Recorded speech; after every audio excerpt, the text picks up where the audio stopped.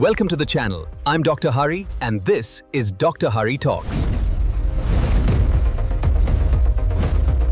April 1st, 2026. The Dutch-flagged expedition vessel MV Hondius departs from Ushuaia, Argentina. On board are 147 souls from 23 different nations, anticipating a journey through the ecologically diverse South Atlantic and Antarctica. No one knew that a tiny passenger had already boarded. A 70-year-old male, who had spent 3 months traveling through Argentina and Chile, began feeling ill just 5 days into the voyage. What started as a simple fever and headache on April 6th quickly spiraled into a medical mystery that would soon capture the world's attention. By April 11th, the first death occurred at sea. This was the first entry in a global crisis dossier. The investigation had begun. The tragedy didn't end there. On April 24th, the ship reached the remote island of St. Helena. A female passenger, the close companion of the first victim, disembarked with gastrointestinal symptoms. Her condition deteriorated rapidly during a flight to Johannesburg, South Africa on April 25th. She died the moment she reached the emergency department on April 26th. Back on the ship, others were falling ill. By May 2nd, a German passenger died after just 4 days of symptoms. The situation was escalating beyond containment. As the World Health Organization was notified, laboratory tests in South Africa confirmed the culprit. It was a pathogen that defied standard protocols. Laboratory tests confirmed the culprit, the Andes strain of Hantavirus, a variant known for its lethal efficiency and unique transmission profile. Not all hantaviruses are created equal. In Europe and Asia, hantaviruses typically cause hemorrhagic fever with renal syndrome, attacking the kidneys.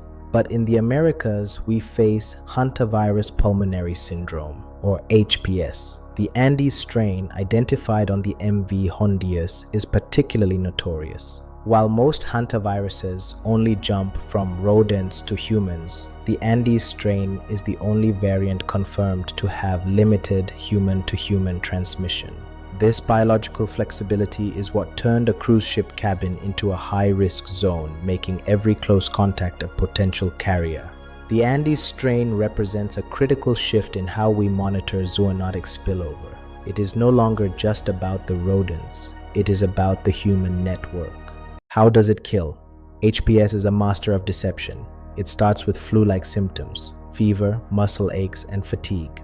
But as the virus takes hold, it triggers an overwhelming immune response called a cytokine storm.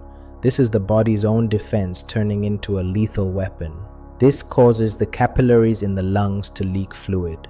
Within hours, the patient's lungs fill with liquid, leading to acute respiratory distress and shock. The mortality rate for HPS in clinical settings ranges from 38% to as high as 50%. This is one of the deadliest pathogens we face in 2026. With no FDA-approved vaccine and no proven antiviral cure, doctors are left with only one option: aggressive supportive care and mechanical ventilation. As of May 11, 2026, the outbreak count stands at 10 cases, including 3 confirmed deaths. But where did it start? International investigators are focusing on the first victim's itinerary. It is believed he likely acquired the infection through environmental exposure, breathing in aerosolized rodent droppings or urine while hiking or visiting rural landfills. The virus can survive for days in cool, shaded environments, waiting for a human to inadvertently inhale it. This is a ghost in the environment. This spillover event from wildlife to humans is a stark reminder of our vulnerability in interconnected travel networks. The rodent was the carrier, the ship was the bridge. Identifying the exact point of exposure is critical to preventing the next jump. In the shadows of our activity, the virus waits. The MV Hondius was a ship without a home. As nations grew fearful of the Andes strain, the vessel was barred from docking. It stood moored off the coast of Cabo Verde, while medical teams in hazmat suits evacuated the critically ill. Finally, Spanish authorities granted permission to dock at the Canary Islands under strict protocols. On May 10th, the ship anchored near Tenerife. The diplomatic and medical logistics required to secure this docking were unprecedented in modern maritime history. Passengers began their journey home on military and government flights, not to their houses, but directly to isolation units in Paris, Madrid, and beyond, for 42 days of mandatory monitoring. The containment was no longer just at sea. It had moved to the heart of Europe's medical infrastructure. The crisis hit home for India when it was confirmed that 2 Indian crew members were among those on the ship. Currently, they are being monitored in the Netherlands. While they remain asymptomatic, the Indian Council of Medical Research, ICMR, has been placed on high alert. This is a proactive defensive posture. Director Naveen Kumar has stated that while the risk to the general public in India remains low, the nation has activated its viral research and diagnostic laboratory network. With 165 labs now equipped with RT-PCR facilities for Hantavirus, India is using its post-COVID infrastructure to ensure no silent spread occurs. This readiness is built on the integrity of our national diagnostic grid. We are monitoring every data point with clinical precision to protect the squad. Why 2026? Scientists point to a massive El Niño event as the silent driver of this outbreak. Unusual rainfall patterns in South America led to a masting event, an explosion of seeds and nuts that are the primary food for long-tailed pygmy rice rats, the carriers of the Andes virus. This led to a rodent population boom. As the food supply surged, so did the vector. The population boom created more opportunities for contact. The environment was primed for a spillover. As the climate shifts, we are seeing more frequent spillover events where human activity and wildlife habitats overlap. The boundaries are blurring. The 2026 crisis isn't just a medical failure. It's a symptom of a changing environment that favors the spread of zoonotic diseases.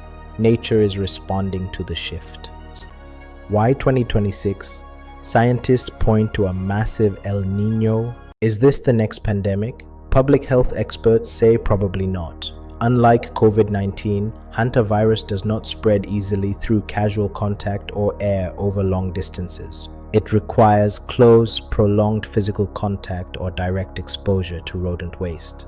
This environmental persistence is its primary vector, not respiratory droplets. However, the high mortality rate makes it a high-consequence pathogen. We must distinguish between highly contagious and highly deadly. In 2026, the risk is localized but lethal. While the WHO currently assesses the global risk as low, the potential for local outbreaks in poorly ventilated spaces, like ships, warehouses, and storage units, is a major concern. Containment depends on recognizing these specific high-risk environments. The virus is a ghost that waits in the shadows of our infrastructure. Stay tuned for the final part 10 as we discuss prevention and the path forward. Is this the next pandemic? Protection starts with prevention. In areas where rodents are common, the message is clear: seal your food, seal your home, and never dry sweep areas with rodent activity. This sends viral particles into the air. Instead, use a 10% bleach solution to disinfect surfaces. Moisture and chemistry are your first line of defense. As we move forward, the MV Hondius outbreak serves as a wake-up call for the shipping and travel industries to implement more rigorous environmental screening. Awareness is our only vaccine for now. Stay informed, stay vigilant, and let science be the guide in this new era of global health threats. The 2026 crisis has tested our systems, but through data sovereignty and clinical precision, we can navigate the challenges ahead. Protection starts with prevention. Join the MG squad and subscribe to Dr. Hari Talks. It's free and keeps you informed. What's your protocol for 2026? Let us know below. Protection starts with prevention.